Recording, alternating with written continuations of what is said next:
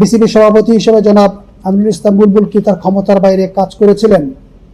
জনাব আমিনুল ইসলাম বুলবুল বিসিবি সভাপতি, জনাব নিজামুদ্দিন চৌধুরী বিসিবি সিইও এবং অন্যান্য পরিচালকরা বিসিবি বোর্ডের সিদ্ধান্ত সম্পর্কিত বিবৃতিতে সংঘর্ষপূর্ণ তথ্য প্রদান করেছেন। এছাড়াও কমিটি উক্ত বৈঠকের কোনো ভিডিও বা অডিও রেকর্ড পায়নি, যদিও বিসিবি কর্তৃপক্ষকে বারবার অনুরোধ করা হয়েছিল। অতএব অন্যান্য সাক্ষাৎকারকৃত পরিচালকদের বিবৃতির ভিত্তিতে কমিটি অনুমান করেছে যে জনাব আমিনুল ইসলাম বুলবুল প্রাক্তন ক্রিকেটারদের মধ্যে 10 জন কাউন্সিলর মনোনয়নের জন্য যথাযথভাবে অনুমোদিত ছিলেন না। এছাড়াও বিসিবি সংবিধানের আর্টিকেল 9.3.3 অনুযায়ী সভাপতি এককভাবে 10 জন প্রাক্তন ক্রিকেটারকে কাউন্সিলর মনোনয়নের ক্ষমতা রাখেন না। সুতরাং বিসিবির সভাপতি হিসেবে জনাব আমিনুল ইসলাম বুলবুল একপক্ষীয়ভাবে 10 জন প্রাক্তন ক্রিকেটারকে কাউন্সিলর হিসেবে মনোনয়ন করে তার ক্ষমতার বাইরে কাজ করেছেন। এটি সুস্পষ্ট ক্ষমতার অপব্যবহার এবং বিসিবি সংবিধানের লঙ্ঘন। মনোনয়নের নির্বাচন প্রভাব। কমিটি দেখতে পেয়েছে যে জনাব আমিনুল ইসলাম বুলবুলের একপক্ষীয়ভাবে 10 জন প্রাক্তন ক্রিকেটার মনোনয়ন করা নির্বাচন প্রক্রিয়ায় উল্লেখযোগ্য প্রভাব ফেলেছে, কারণ তিনি ওই কাউন্সিলরদের কাছ থেকে সুবিধা লাভ করেছেন এবং সম্ভাব্যভাবে নির্বাচনের ফলাফলে প্রভাব ফেলেছেন। প্রণালীগত অনুসন্ধান, সংবিধানগত অপ্রতুলতা।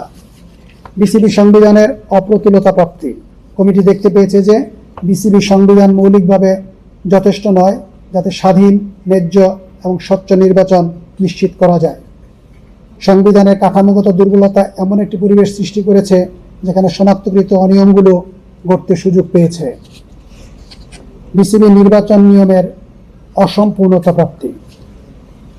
কমিটি দেখতে পেয়েছে যে বিসিবি নির্বাচন নিয়ম 2025 অসম্পূর্ণ এবং অপর্যাপ্ত। ভোটিং, স্বাধীন তত্ত্বাবধান এবং গোপন ব্যালট গোপনীয়তার জন্য কোনো ধারা না থাকায় দুর্বলতা সৃষ্টি হয়েছে, যা অপব্যবহারের সুযোগ দিয়েছে। কমিটি কিছু সংস্কারের জন্য সুপারিশ করেছে, এই সুপারিশগুলো অবহিত করছি। বিসিবি সংবিধান সংস্কার।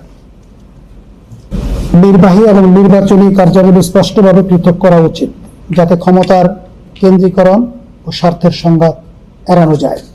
একটি স্বাধীন গভর্নেন্স ও এথিক্স কমিটি গঠন করা প্রয়োজন, যা নীতিমালা অনুসরণ, নৈতিকতা এবং জবাবদিহিতা নিশ্চিত করবে। সভাপতি ও অন্যান্য গুরুত্বপূর্ণ কর্মকর্তাদের ক্ষমতা ও দায়িত্ব সুস্পষ্টভাবে নির্ধারণ করতে হবে, যাতে স্বেচ্ছাচারিতা, অনুমোদনহীন কার্যক্রম এবং ক্ষমতার অপব্যবহার রোধ করা যায়।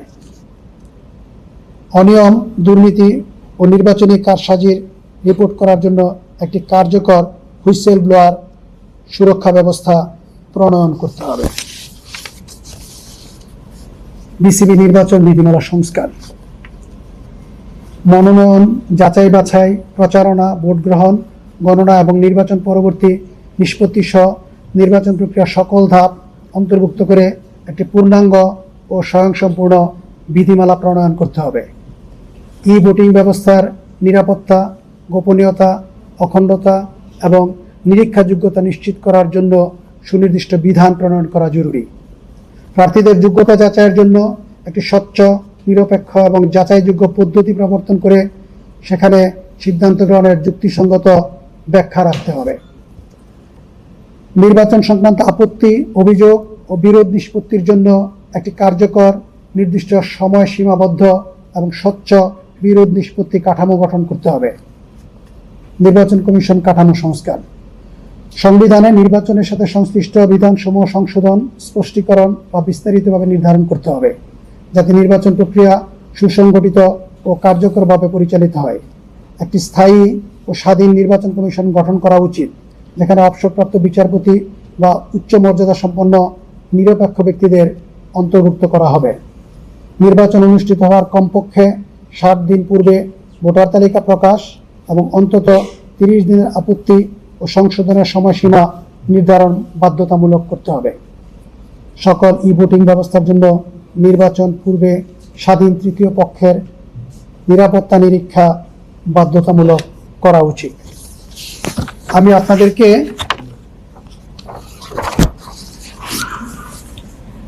যুব ক্রীড়া মন্ত্রণালয় এবং এনএসসি কর্তৃক গঠিত তদন্ত কমিটির যে ফাইন্ডিংসগুলো ছিল সেগুলো অবহিত করলাম।